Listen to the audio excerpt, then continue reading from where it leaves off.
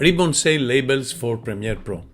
Here is the folder you have just downloaded from Envato or from Elements.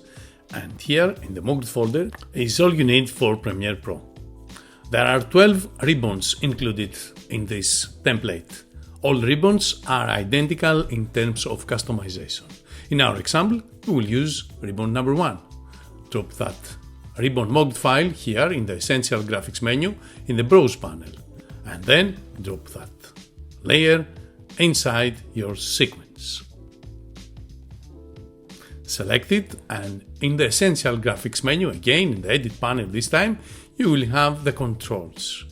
There is a section here, Colors and Style, where you can edit all colors, including text. The text is really easy to edit. Just select your text and edit here. You can edit the font, and there is a slider for the position. I hope you enjoy working with these ribbon sale labels for Premiere Pro. Thanks for watching.